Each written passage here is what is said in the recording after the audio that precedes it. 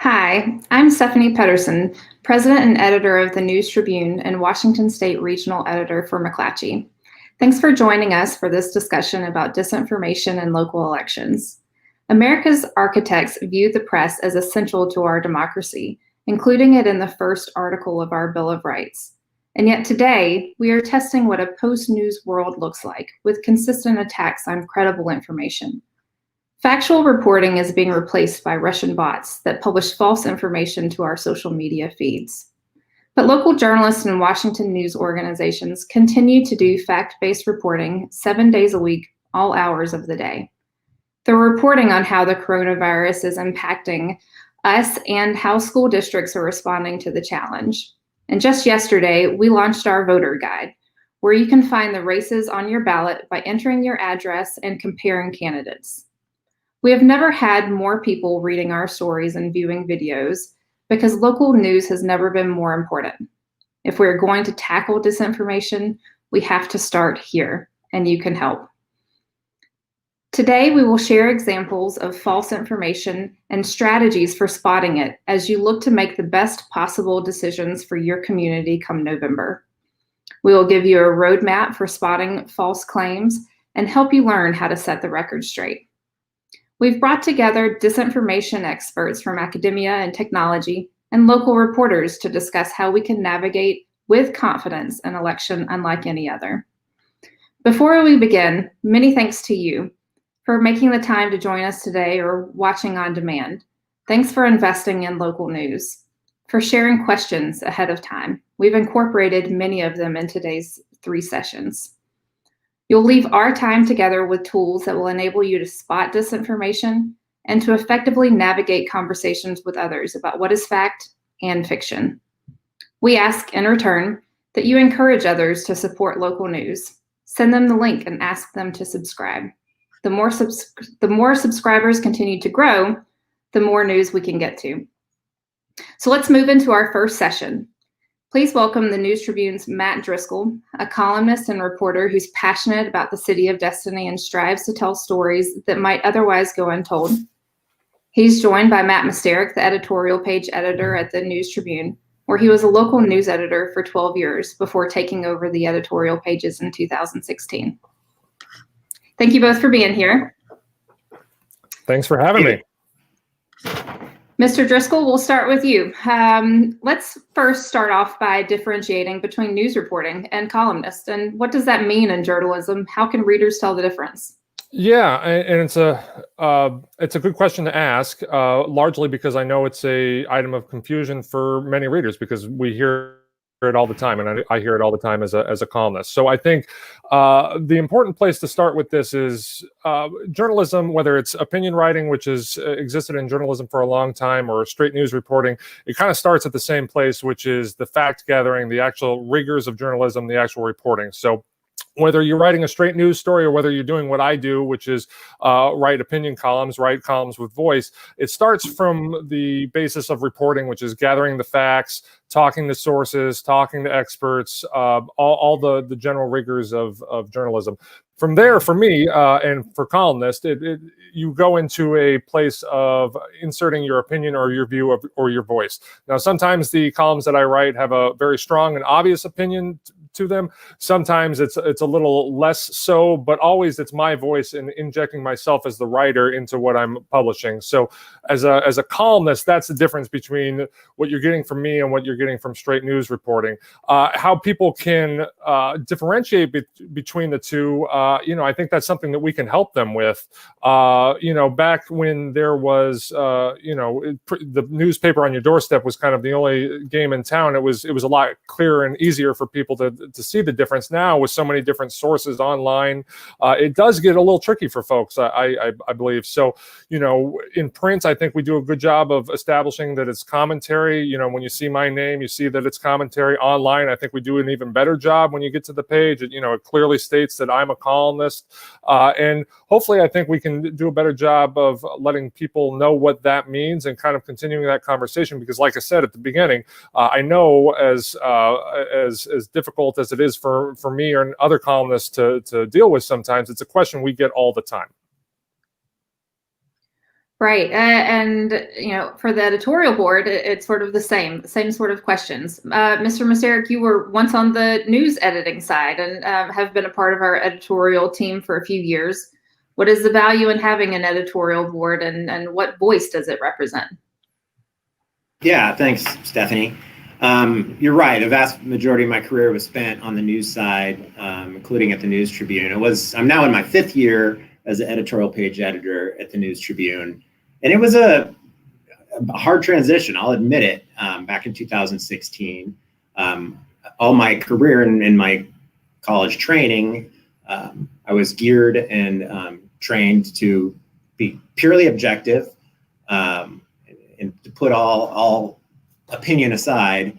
And then all of a sudden, 5 years ago, I was thrust in the idea into a situation where I have to wear my opinions on my sleeve and write about it, just share them just about every day.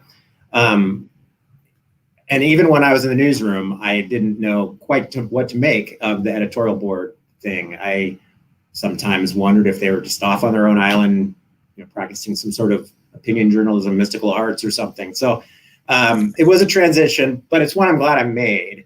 And here's why. I do think the editorial board in some ways, well, I've heard it said that they're the conscience, they can be the conscience of the community. I don't know if I'd quite go that far. That kind of sounds monolithic or all-knowing. And sometimes we can kind of fall into the finger wagging mode, including lots of woulds and shoulds and musts. But to be honest with you, what I like about it is we're really, if we are a community conscience, we're a conscience of 5 people most of the year, and 6 during election season. And, we challenge each other. We test each other. We sharpen each other's opinions. We draw out each other's opinions that many of us as trained journalists have suppressed for a long time. And most importantly, I think we work together to get the facts straight. Since we're talking about disinformation today, I would be remiss not to mention that. But 5 or 6 people are better at combating any disinformation creep that can come into your journalism, and I appreciate that. Just a real quick example, just from last week. We're in the middle of endorsement season, which is probably one of the most important things we do. We take it seriously. A week ago, we had an endorsement that we were going to publish with a series of other legislative endorsements. We ended up making the decision to hold it 24 hours. Because we hadn't quite figured out if some of the facts involving a candidate and something he may or may not have done 25 years ago were true. And we wanted to continue to debate whether we wanted to endorse him or his opponent or nobody in that race. Well, we decided to hold the endorsement 24 hours, and,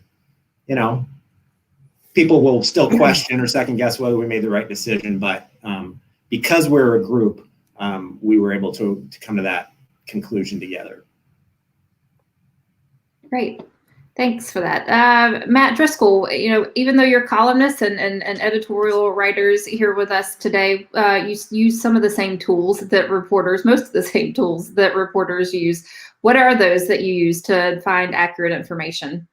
Right. I think maybe from a public standpoint, there's some uncertainty about what journalism entails. I think Mr. MISTEREK there mentioned a kind of a dark art aspect to it, and I think maybe in the general public there's some kind of mystery about what we do. But really, it's journalism at its root is a trade.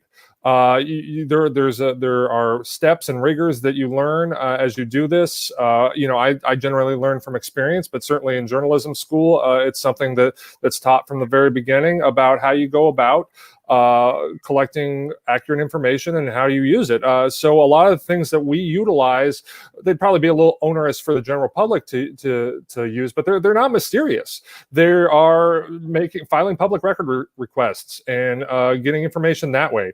They are talking to sources, talking to prime sources, talking to multiple sources, corroborating stories, making sure you're talking to everyone involved and making sure that what you're hearing is accurate and going back to make sure that what you're hearing is accurate. It involves corroborating reporting that you're reading, not just relying on one source. One kind of timely example of that, in my mind, would be the coverage of President Trump's COVID treatment over the weekend. New York Times, Wall Street Journal, they were both clearly reporting the situation accurately, but if you read both, they came with a different kind of tenor or temperature to it, where the New York Times kind of was focusing more on some of the uncertainty and the contradictions about what was going on, and the Wall Street Journal was a much more straightforward approach that included the same information, but it was a little bit different spin, or context, not spin, but context. So I think just making sure you're doing your legwork and you're checking all those boxes that you learn in journalism school, or you learn from on the job doing it, that prevent you from having that moment where you wake up in the middle of the night with a rush of adrenaline because you forgot something. But there are kind of boxes that you can check because it is a trade. There's nothing mysterious about it, that if you kind of check all those boxes and make sure you're doing the legwork, what you produce is journalism that people can trust. And that's what we strive to do every day. We have some great questions readers have asked, so I want to jump right into a few of these. Matt MISTEREK, will let you take this one.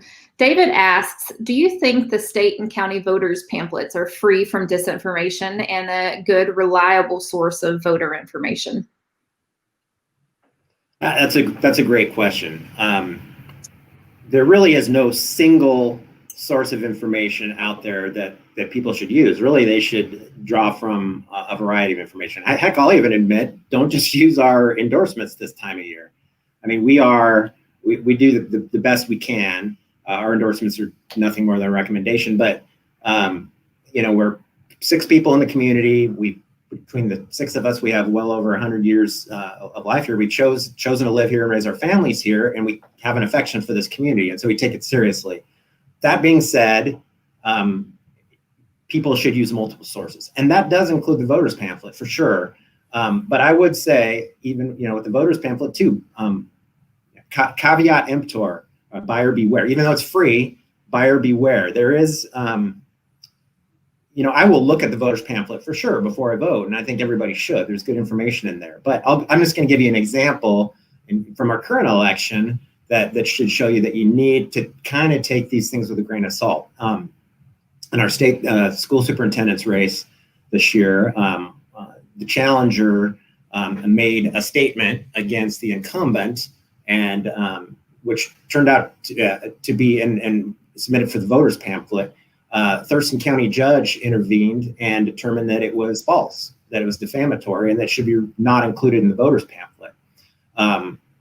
Long story short, it got taken to the Supreme Court, state Supreme Court, and state Supreme Court didn't really actually rule on whether it was false or not. What they ruled on was that it was unlikely that the incumbent in this case would be able to establish actual malice under a U.S. Supreme Court precedent. So it's going to be that material that one trial court judge said was defamatory will be in our voters pamphlet this year in that race. So it's an example of, you've got to take these things with a grain of salt, and some material in the voters pamphlet. I mean, heck, this material is provided by people whose ambition here is to get elected. There is certainly some scrutiny in auditors' offices, but under free speech protections, a lot of material gets in, and some of it may not be true. And that's a great transition for Dale's question that we have here. Matt Driscoll, will let you take this one. Is there any legislative action that can be taken to prevent the weaponization of the First Amendment? And if so, how can that be safeguarded against by those who propagate untruths? Right. Well, I mean, that's really one of the questions of the moment, isn't it? And unfortunately, while I'm, eager to hear what some of the other members of this panel today might have to say on the subject, I think the answer that I'm going to unfortunately provide is going to be a little bit unsatisfying, because when we talk about legislative solutions to speech, it gets really tricky because of, our constitutional rights and free speech. I think that legislating speech historically, even under the best of intentions, is very, very difficult for a very, very good reason, because of those constitutional protections.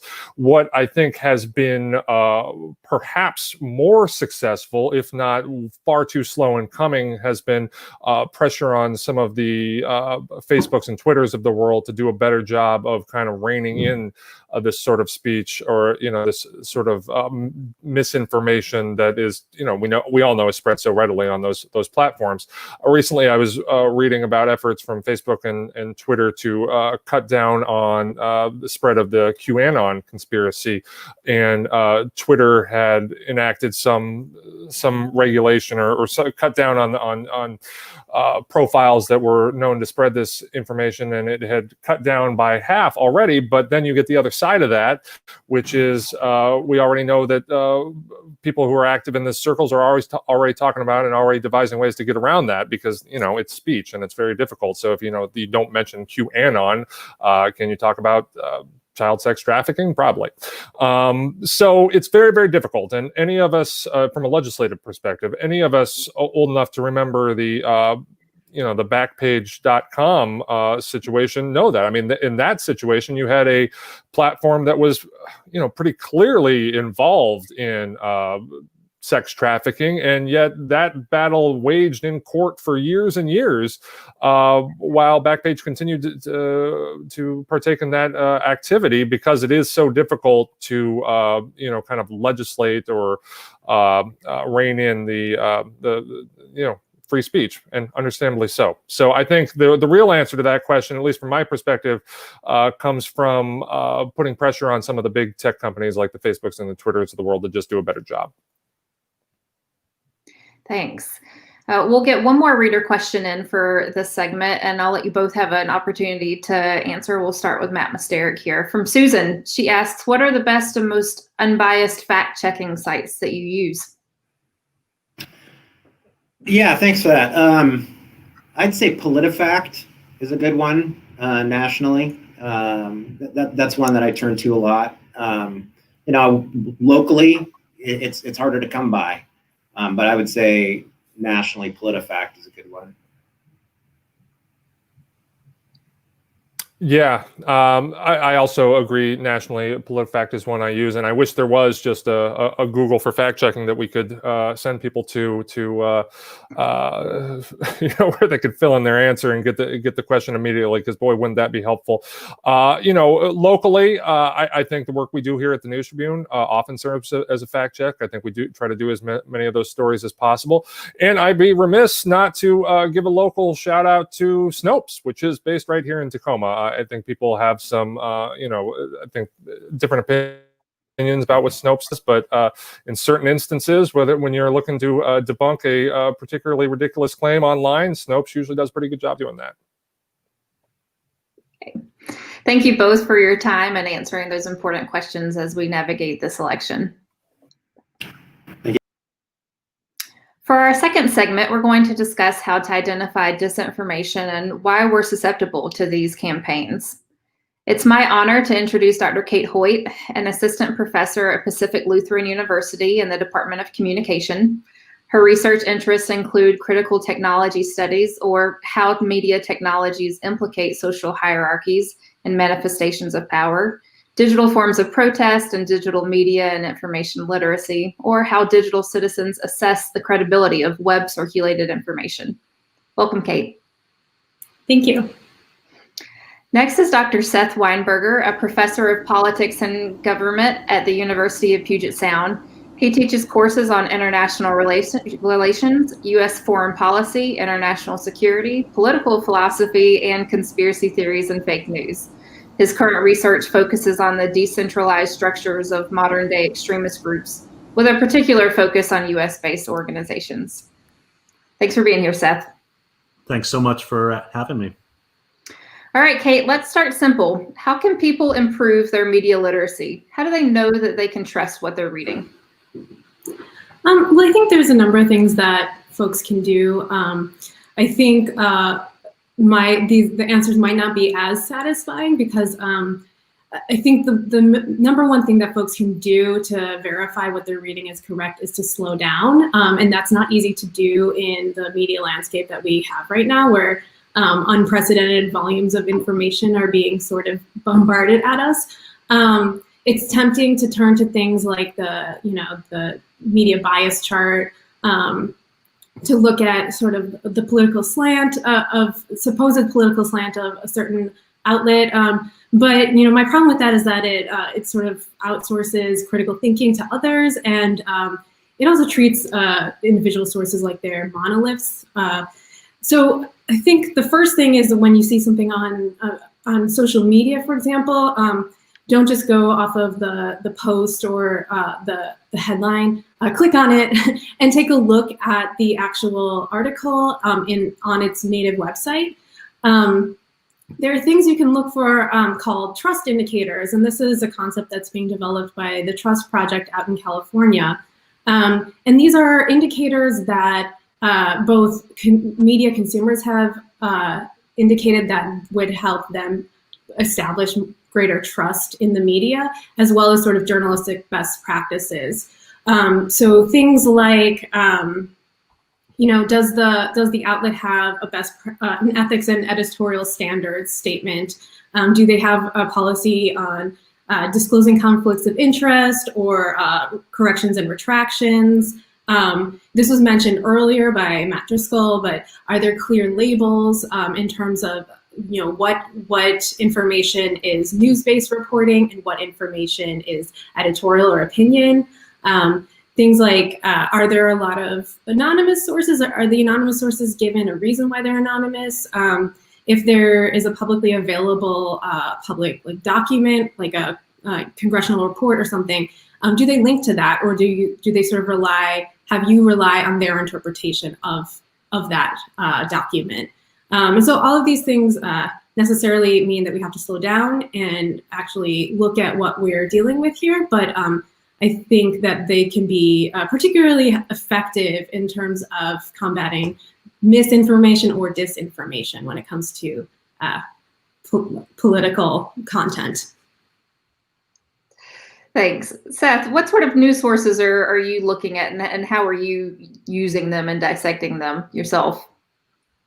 Well, I certainly agree with everything that Kate said. Slowing down is the first point. And in terms of how you think about what sources you're looking at, the internet, I think, sort of poses us with a unique kind of problem.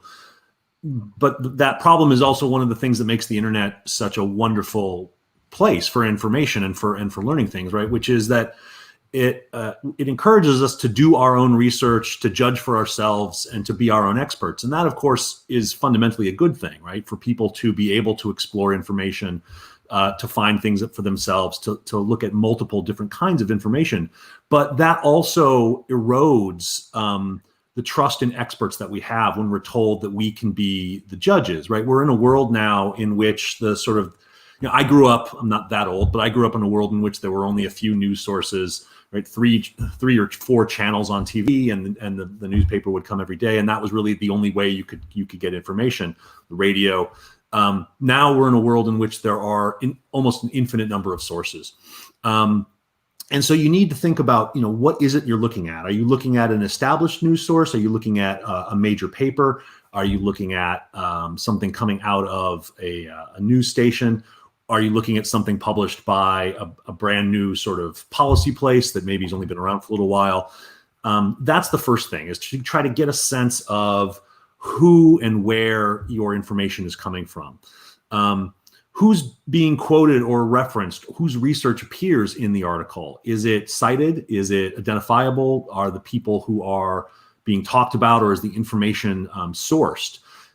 mis and disinformation often make claims that are very difficult to track back to their original sources, to somebody who might have done that research, or to wherever you can go and actually check and see if what is reported in the article is in fact the actual piece of information. So I would start, I would think about that, being very careful about the kind of information you're looking at, trying to identify who published it, who wrote it, whose research appears in it. And then, as both of the Matts in the previous segment said, Matt Driscoll and Matt MISTEREK said, not just relying on one source. I mean, I'm someone who has to follow international news as a scholar of international politics. So I am very careful to read multiple sources, including pieces of information from places that I suspect I'm not going to agree with, think tanks or other kinds of outlets that I know maybe have a take on world events that I'm going to disagree with, right? But that perspective, that opinion is really useful in trying to understand what is actually happening in the world. So, I can't remember the last time that all my information on something that I was interested in came from a single source. So multiple sources, understanding, where that information is coming from, who's publishing it. Those are all the things that I think are important in going into making decisions about the kinds of pieces of information that you want to look for, and to try to ensure that what you're reading and the sense that you're getting of the sort of the totality of the story is in fact accurate. And like you both said, we're being bombarded with so many news articles and headlines and social media all day, every day. Seth, a follow-up question to you. As we're seeing so much of this. Why are we so susceptible? Why are people so susceptible to disinformation campaigns? Well, I think it really starts with sort of basic human psychology, the way that our brains work. Humans want the world to make sense. Our brains have evolved to recognize patterns because that's a valuable skill to have in trying to navigate the world, trying to understand things, and trying to recognize commonalities, trying to recognize patterns. It is how we make sense of the world. So the first thing we want to see patterns, we want to see commonalities, we want to see causation behind things. Humans also really dislike the sense that things, and especially bad things, happen for no reason or for reasons that we can't understand. We don't want the world to be random.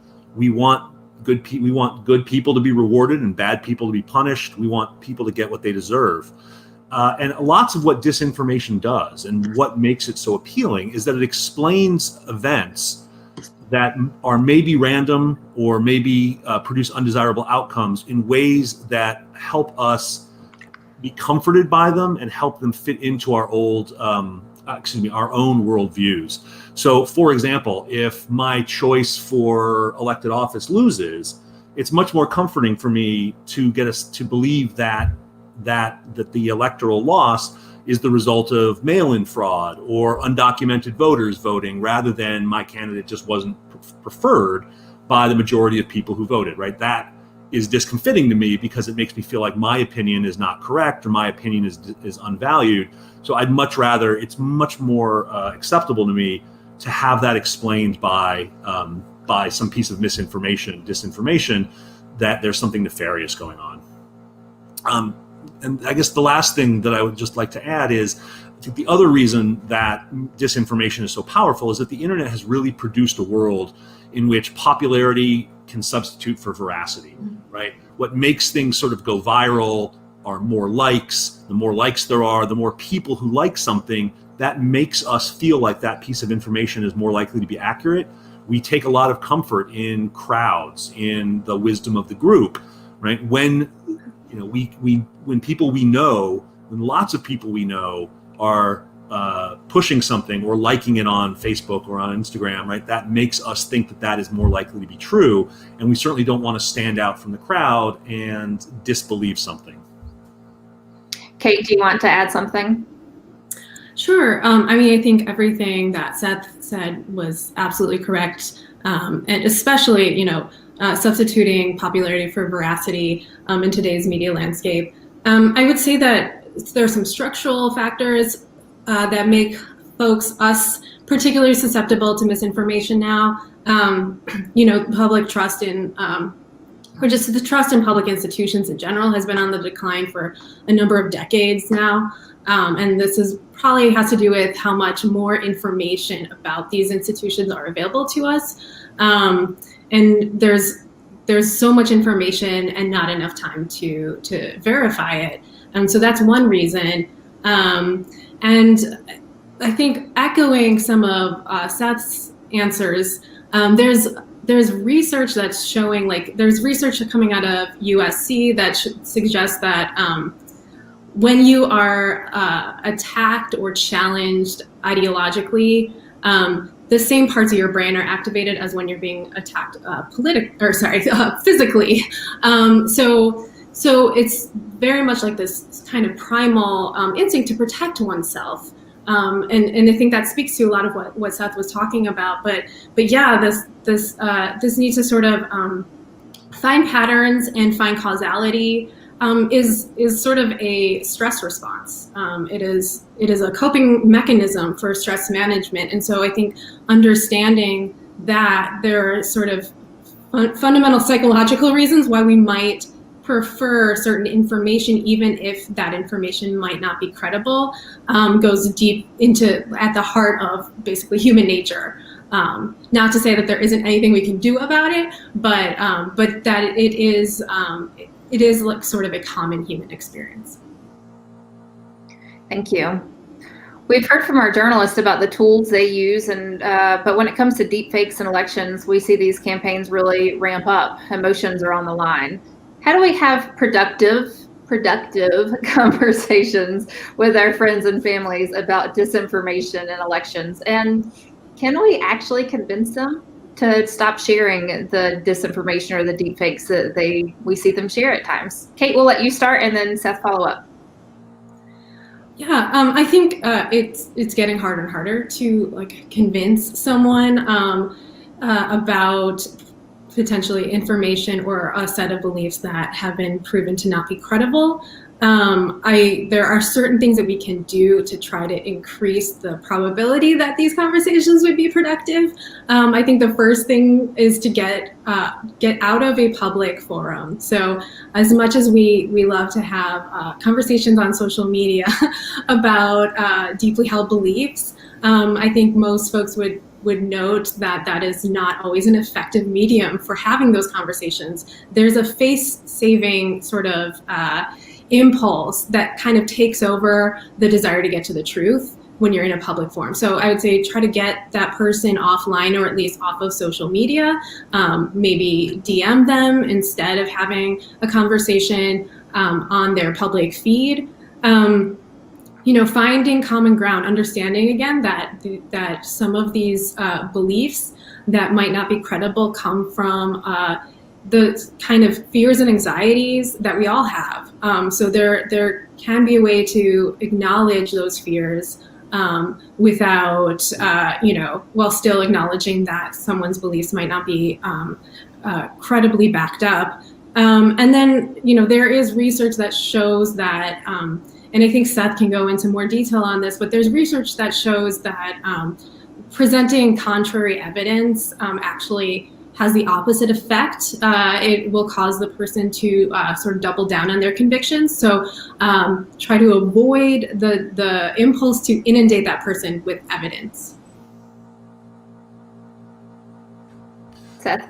Yeah, as Kate just mentioned, some research actually done by some graduate school colleagues of mine back when I was in graduate school show exactly what Kate just said, right? That if you sort of sit someone down and simply show them and say, look, here are the facts, they retrench. The person's going to double down on their mistaken belief. And again, I think that's directly connected to what Kate mentioned, that sort of defensive mechanism.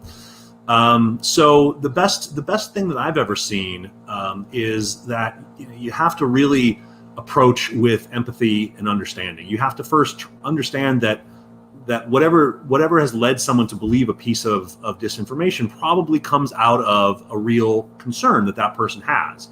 Most people don't want to believe things that aren't true. I mean, that's not their point, right? That's not their purpose. They believe those things because, again, the piece of incorrect information matches up with something that they are worried about or something that they are afraid about. So, one expert who writes a lot about how to talk to people says that the way to do this is you have to sort of create a truth sandwich. You start a conversation by expressing understanding of the concern. So, for example, you might say something like, I understand that you're concerned about mail-in voting, right? About the accuracy, the security of mail-in voting, right? Once you've sort of empathized with them and expressed that concern, then in the middle of the sandwich, you tell them in the way in which their belief is incorrect. So you might say something like, well, Washington State has had mail-in voting for years, and in the 2016 general election, there were 74 cases out of 3.4 million votes, which is a fraud rate of 0.002%. Right? There's the piece of actual information, and then you sort of close the sandwich by reiterating the understanding. I get that mail-in voting maybe seems less secure, but there's really nothing to worry about, right? And by doing that, you've empathized with the person, you've sort of understood their concern, and then you've presented them with a new piece of information, but you've done it in a way that seems less challenging and less directly confrontational. And so I think that's at least one way that you can try to talk to somebody when you know that person is producing or it has accepted a piece of incorrect information. Thanks. That was a great example. Turning to a different topic just for a second here, and Kate, I know some of your classes have done a little bit of work with this. How do you know if what you're reading is from a real person or a bot? Well, I think Seth actually has a lot of great information on this. One thing I'll say though is that one thing I do with my classes when I teach about media literacy is we as a class create a fake news Twitter bot. First of all, what that does, it sort of like shows some of the markers that is common in posts that are produced by bots. So there'll be things like kind of a lot of exclamations, a lot of so a lot of sort of intense punctuation, like exclamation points or question marks, certain words, inflammatory wording, all caps sometimes. And the other reason why I have my students do this is just to show how incredibly easy it is to make a bot. But I think there's certain patterns of speech that have been shown to generate sort of a lot of clicks. So I think a lot of the common sense warnings about what we perceive as clickbait headlines can apply to speech that's created by bots as well.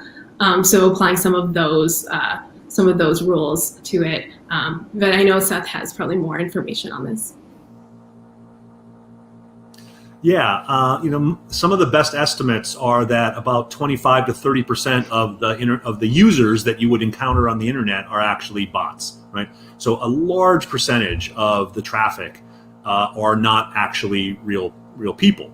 And the bots are in particular driving, pushing out, creating, and spreading misinformation. If you look at a map of sort of how information moves around and the virality of information, you'll see that basically what happens is information will get produced somewhere, and then a bot will pick it up and push it out, and that will sort of become the node that drives the way that information moves around the internet. Many of these bots come from Russia, so when people are talking about Russian interference in elections, one of the things that Russia is doing are they have these sort of warehouses where people sit around and produce fake information and push it out through these bot accounts. So how do you know when something that you've come across is in fact by a bot? Well, I think Kate was exactly right?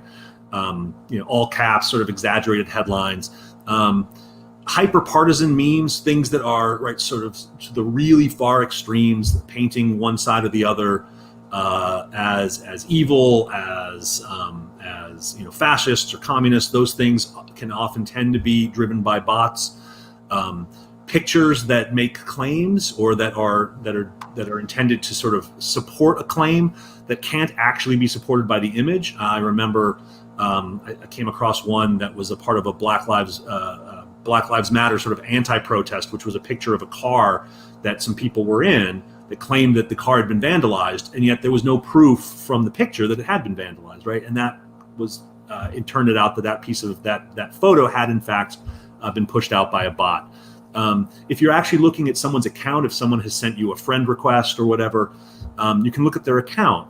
Is there personal information on it? Are there pictures of their families or their dogs, or do they talk about their life at all? If not, probably a bot. If there are only political memes there, probably a bot.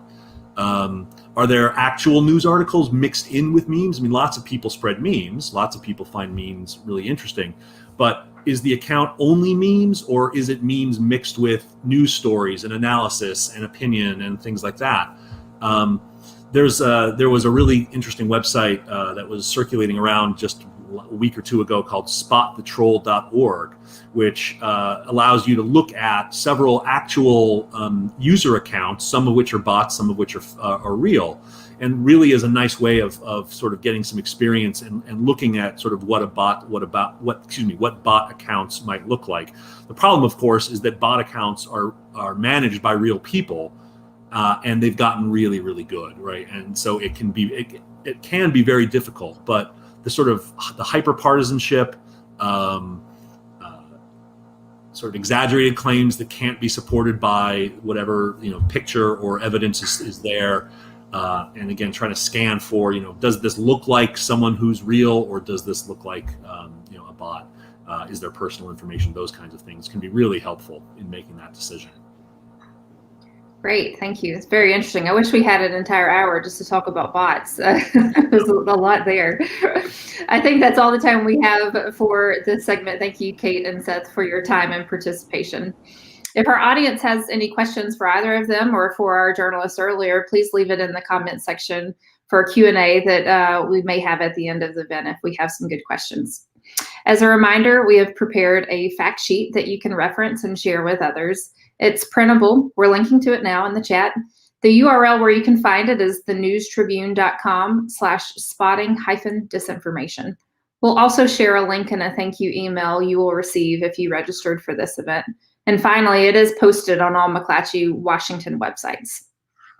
Let's move on to session 3 and how technology plays a role in deepfakes or disinformation campaigns. Today, we have ASHISH JAIMAN and Dr. JEVIN West to discuss the topic. JEVIN is an associate professor in the Information School at the University of Washington. He is co-founder of the Data Lab and the director of the new Center for an Informed Public at UW. His research and teaching focus on the impact of technology on science and society, with a focus on slowing the spread of misinformation. And finally, we have ASHISH, who is the Director of Technology and Operations in the Customer Security and Trust Organization at Microsoft, focusing on the Defending Democracy program.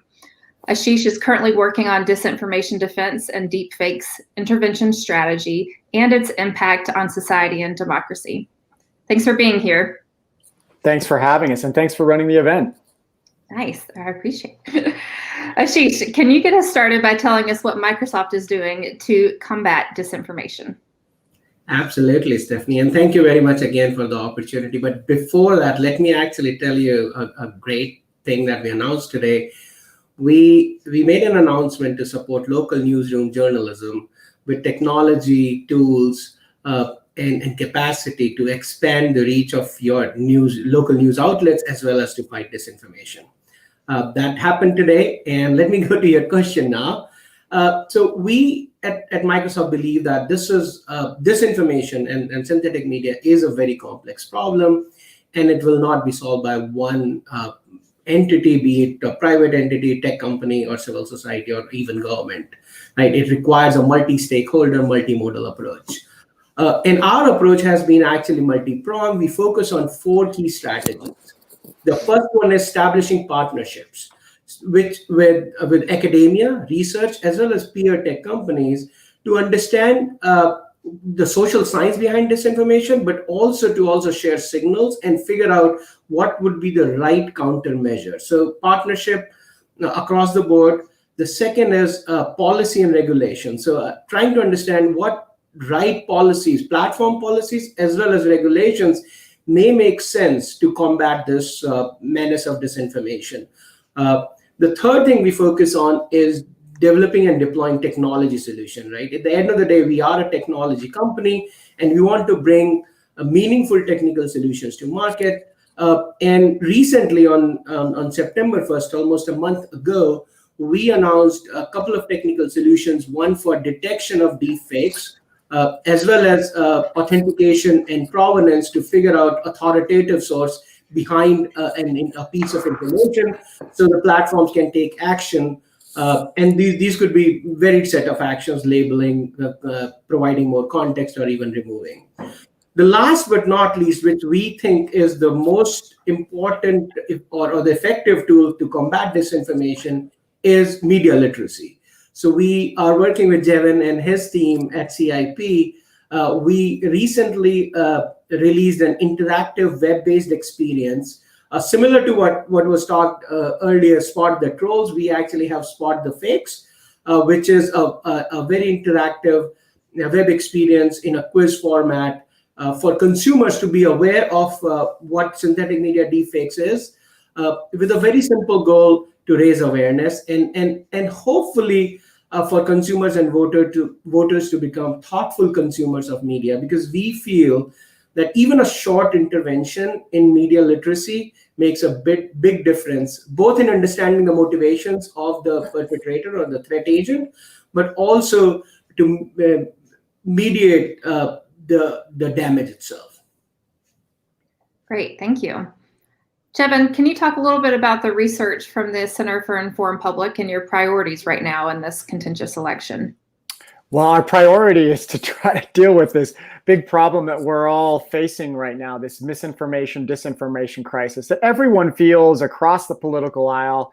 And what we're doing in this new center that was formed and actually launched in December of last year, it seems like a lifetime ago that we were at our inauguration and shaking hands and saying, all right, let's go get this misinformation thing. And then before we knew it, we were in the middle of a pandemic that was incredibly rich in a bad way with misinformation, so much so that the World Health Organization claimed on February 2nd that they were dealing not only with a pandemic, but an infodemic, something that researchers in this field have been talking about for some time. And it's not that this will be going away after the pandemic or after the election cycle or any other major events. This is something that's going to be with us forever.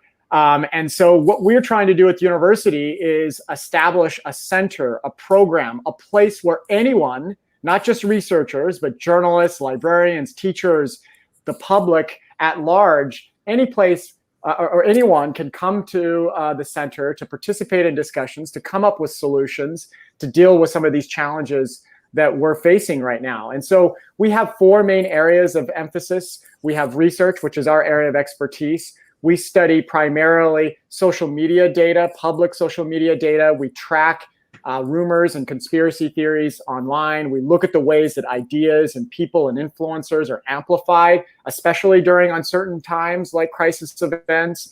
We also spend a lot of time on the education front. As Ashish mentioned, we've been doing a bunch of work developing tools and putting out lectures. And my colleague and I just wrote a book on this. We do public sessions. We do things with our high school teachers. We do what's called Misinfo Day. Actually, high school teachers are doing a Misinfo Day Junior at their schools. So things are happening in the Pacific Northwest on the education side. We also engage generally in policy discussions at the state level and local level, and also at the federal level. As Ashish says, this is not a problem that is just a tech problem or just a legal problem or just a teacher or media literacy problem. It hits all of those things. And so I encourage the listeners to just engage on those. And then the 4th thing is community engagement. And so that's where what we're doing is we're trying our best to bring in digital volunteers and to engage all the different stakeholders in the Pacific Northwest. And the one last thing that I'll mention is that we just launched a couple of weeks ago what's called the Election Integrity Partnership. This is a collaboration with Stanford University where we're monitoring in real time misinformation and disinformation around voter integrity specifically. So this isn't misinformation about what Biden said or Trump said. This is about voter integrity. So there's a lot of misinformation around mail-in ballot dumping and harvesting and voter stuff, ballot stuffing, et cetera. we're monitoring those things in real time and then getting it out to the public and journalists. And so that's something that people can engage with as well. You don't have to be a researcher. So those are all the different things. As you can see, there's just an infinite number of things that need to be worked on, because it's hard to solve any of these really big problems like the pandemic if we don't get the information part right first. Great, thank you. Ashish, you said something that struck me in previous conversations. You said disinformation is the new cybersecurity threat. How do we train ourselves to be critical consumers of media? And what tools do we need? So yeah, I've been actually thinking a lot about what we can learn from a cybersecurity domain and bring it to disinformation. And the reason I think is because, as we know, disinformation and misinformation, hoaxes, they have evolved from just being nuanced to really high-stake warfare to create social discord. We've seen disinformation to increase partisanship.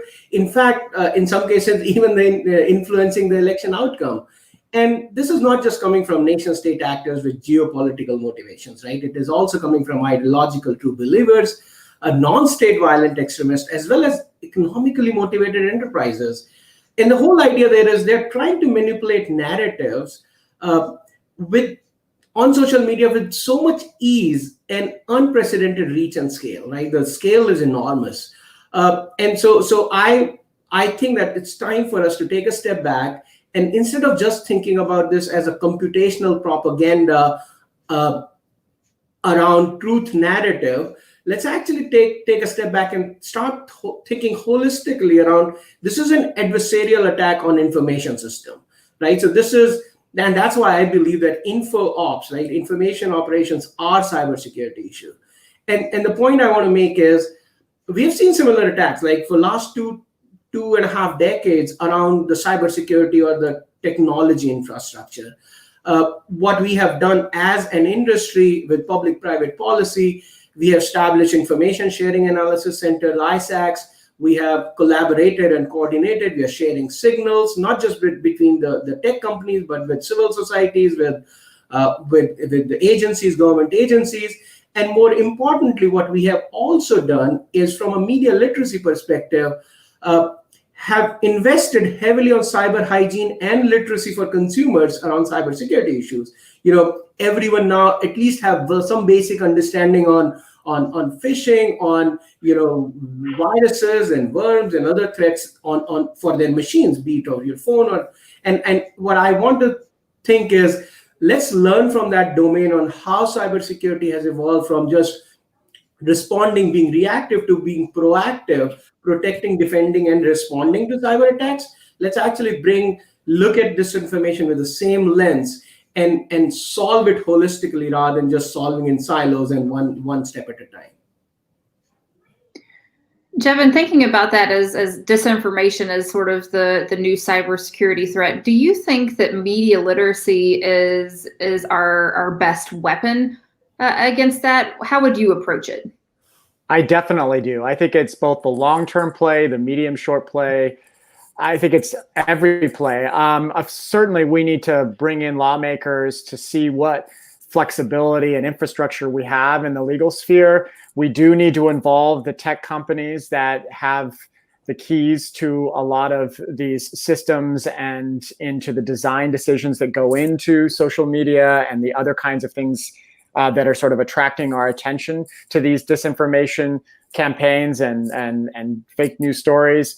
But I think ultimately it has to come from making us all better consumers of information. In your previous session with Kate and Seth, I think they gave some fantastic ideas of how we individually can become better information consumers. And it's having discussions like that in schools, at town halls, in libraries, at the dinner table. We need to be making that a central part of what we all do. It's not something that we just have a 30-minute seminar, in the college orientation class. It has to permeate in everything that we do. And we're starting to see that to some degree at universities and a little bit also at the high school level. As I mentioned, there's a group of local teachers in Washington that are putting together what's called Teachers for an Informed Public. And if you're interested, please contact us at the center. I can put you in contact with the teachers doing this. And it's those kinds of efforts that will really, truly inoculate us, because there's always going to be some new strategy that bad state actors are going to employ. They're adapting to the different rules and constraints that social media companies are putting on them. If they remove certain accounts, they'll just adjust and go to a different medium. Parler now is a place that a lot of people, it's kind of the alternative to Twitter with less rules. There's all sorts of different ways in which you can throw design changes at them and algorithmic changes. Well, they'll adapt. So the only thing I think we can do ultimately is to train the information consumer, to let them know these technologies exist. So when a new technology like deepfakes comes along, when synthetic media comes along, making people aware so they can make adjustments as an information consumer. We went through these stages, in the 1990s when Photoshop came along, and everyone at the time was talking about how the world is over as we know it, and being able to discern when a photograph is true or not. We made it through it, and that was partly by educating the public, making people aware of these kinds of things. But so many people are still coming on the internet for the first time ever. And so it's those people especially that we need to give these media literacy tools to. But really, it's a K1 to K99 need of education. And that's where I think we need to go in order to really address this problem of disinformation. Thank you. We've mentioned policy a few times already during this, and I have a few great reader questions I want us to get to. This first one is from Pete, who asks, what will it take for social media platforms to become legally accountable and liable for the content on their sites? How likely is that to even happen? Do we think it will? If we do, what sort of time frame do we think maybe it will happen? Jevin, I'll let you start first, and then Ashish, if you have anything to add. Well, I'd like to say sooner than later. There's a lot of discussions around the Communication Decency Act, Section 230. There's even hashtags now that just are exploding in social media called 230. So if you've never heard about Section 230, start reading it. It was this policy that basically gave immunity to platforms. They could put any content could be put on the platforms, and they would not be accused of any sort of misdeed. They were sort of immune to anything, and that has been a discussion point among policymakers. And there's good arguments for Section 230 and against it. But what's absolutely coming down the pipeline are discussions at the federal level around it. We're hearing that all the time. Another thing to be sort of thinking about are even older policies, like the Fairness Doctrine, for example. This was a doctrine that was established in the 1940s. As a way of providing kind of a fair balance, or at least both sides of controversial issues with public interest. This was mainly directed at radio stations at the time in the 1940s and television stations. And it stood strong for many decades until about the 1980s. It was removed based on this idea that it was an attack on the First Amendment. And it's been gone ever since. But many scholars will point to the Fairness Doctrine going down as one of the reasons we see such polarizations. So there'll be discussions about the Fairness Doctrine, Section 230. There'll be discussions about providing more of the onus on these social media companies to be in charge of their content. You can see them getting more proactive because they know what's coming down the line. So there's no perfect policy at this point. But to answer this great question from the users listening to this, I think we'll see that shortly after the election. No matter the result, we'll be talking more and more about the role that social media companies should be playing in controlling at least some of the content without invading the sanctimony of the First Amendment. Ashish, did you have anything to add? Yeah, so I'll take a slightly different tone here, which is like, I'm not an expert on the public policy regulations, but what I can talk about is how platforms are taking cognizance of the fact that they are part of this problem and trying to come up with their own policies as well as norms. So you can see a lot of social media platforms include some of us like LinkedIn has no tolerance for deepfakes. We will remove it right away. There are platforms like Twitter who's taking actions of labeling, de-incentivizing users. Facebook is doing a lot around inauthenticated, coordinated behavior on their platform, and most of the platforms actually have done have put out policies around elections and disinformation recently. So again, to Jevin's point, I think we all are taking proactive steps. And from my perspective, I think there are tools and technologies that the platforms actually can build. There are policies that we can put together. And at the end of the day, I also believe that platforms should be actively thinking about building societal resilience by media literacy on their platform, supporting media literacy, as well as making sure that they do the right things to build that societal resilience. Great, thanks. I think we have time for one more question. We talked a little bit about bots earlier, but reader Kenneth asks, how can you tell if disinformation is from a foreign source like Russia? And I'll add on to that. Does it matter where it's coming from?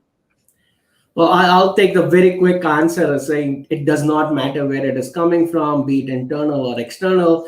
At the end of the day, we as consumers, as well as platform companies like ours, we have to make sure that we defend against disinformation attack, be it on our platform or any other. We have to coordinate, share signals, and make sure that the consumers are defended and protected from disinformation.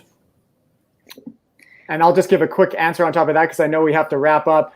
I would say that a lot of the attention has been on bad state actors, and there's good reason for that. But I would say that even more worrisome to me is just the spreading of the information that we're creating domestically. The polarization and the hyperpartisan news network that we're living, I think, contributes far more than some of these bots. And regarding bots, we've done a bunch of studies just this summer, just internal studies, and found how difficult it is to automatically detect bots and to do it with humans. It's really hard. And a lot of the advice that was given to look out for bots were good, but we just found it's really, really hard. And so I think that we just generally need to be looking out for this no matter where it's coming from, as Ashish is saying. And I would also say, let's look internally at some of our own issues, and we'll see that a lot of it's just being spread and pushed by ourselves. That's why we always need to pause and think before we share. Thanks, guys. Unfortunately, I think that's all the time we have. Thanks, Jevin and Ashish and all of our panelists for your help today. As individuals, we are up against a $1 billion disinformation economy. And while delivery mechanisms are changing rapidly, our best tools remain personal in nature. You can help others understand disinformation using the tools we discussed today. The one sheet is available at all McClatchy Washington news sites and in the chat. This session is being recorded and is available for replay. Thank you for your support for local news, and please encourage others to become supporters as you are. Have a great afternoon and a safe and secure election.